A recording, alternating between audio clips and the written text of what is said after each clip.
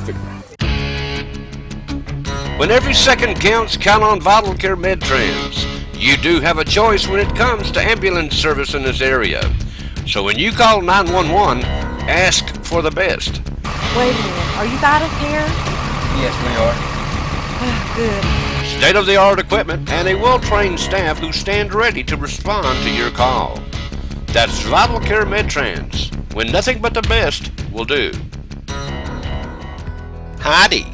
The Eagles were on the road Thursday night at Soldiers Memorial and they won 34-8. Finally, the Eagles get in the win column and will move on to play McQuarrie County next Thursday night at home. Okay, it seems to this reporter that Soldiers Memorial doesn't offer much in the way of opposition, as the Falloutmen went up there last week or the week before, and they won big. Now the Eagles went up there and done the same thing. Now the Owls were at home against Coalfield in their home opener, and the Jackets, who are a 1A school, came down and they really stung our Owls, winning 34-0. Started out, we kicked off to them and gave them good field position as we kind of squib kicked it. Nothing came of that. They went for it on 4th and something and they failed. So we had good field position but couldn't do anything with it either. And that's when the Jackets took over. Quarterback Lance Bird took it in from the 6-yard line for a quarterback's keeper for the score. And then later on, with the score 8-0, Connor Johnson ran one in from about 70 yards out on an end around to make it a quick 16-0 score.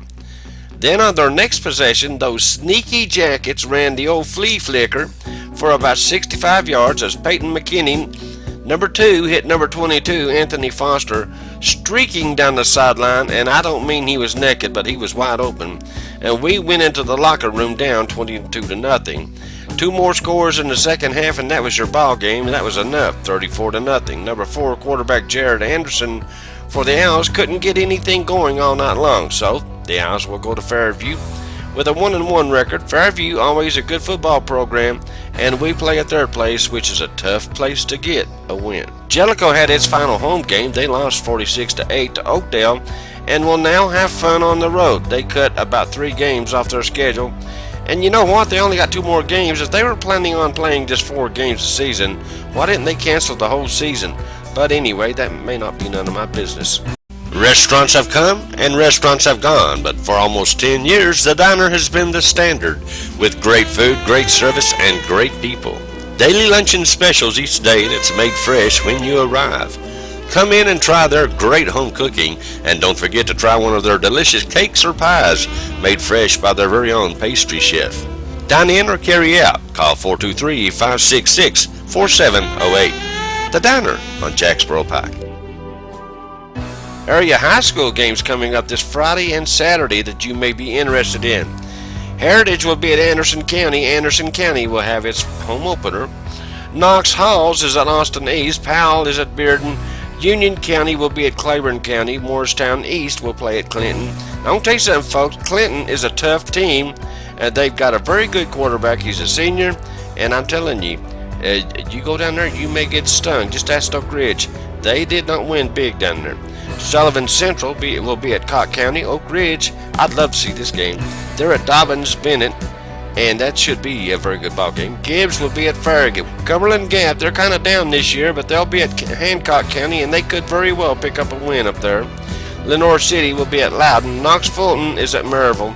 That's a special Saturday game. Should be a good one. Oneida is at Meigs County. Greenville is at Morristown West. Coalfield is at Oakdale. Carnes will be at South Doyle. 2 teams that are down this year, and we'll see who wins that one.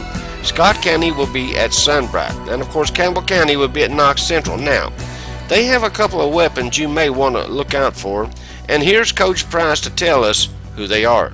Now, of course, you've got Central coming up this Friday night. What are you expecting from them? It's a little more typical offense for your defense to face this week, isn't it? Yeah, there's no secret what they try to do. They want to get the ball in Jeremiah Howard's their starting tailback. He started since he was a freshman. So we got to stop him, number 1. And then they got a big receiver out there, number 2, that they like to get the ball to. So we got to make sure we know where he is. Got a new quarterback this year, more of a gunslinger, not very athletic, but he can throw the ball very well. So it's going going to be a challenge for our defense, but I know they're up for it. From an offensive standpoint, their defense is pretty fast, gets to the football.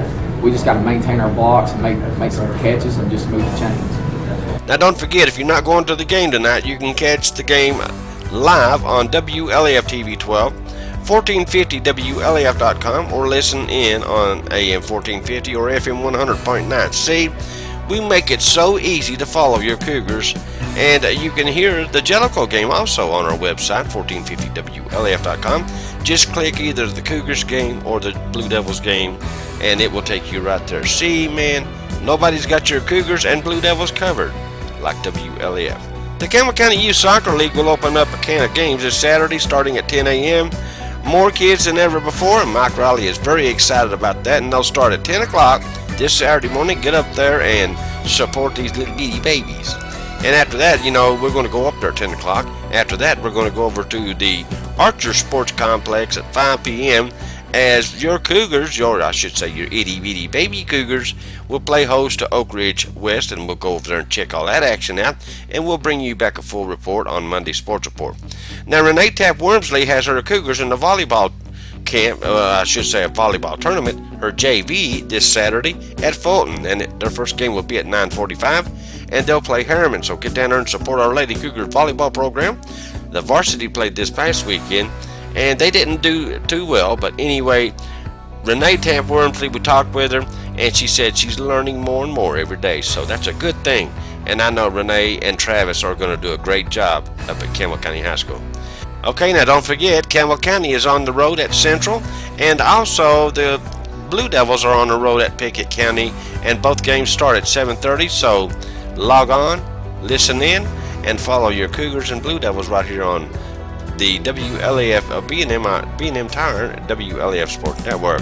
Alrighty, that's all I've got for you today. You guys have a great weekend, and we'll see you back in here, good Lord willing, Monday morning. I thank you guys for being with us. You guys stay tuned. There's a whole lot more to come right here on WLAF.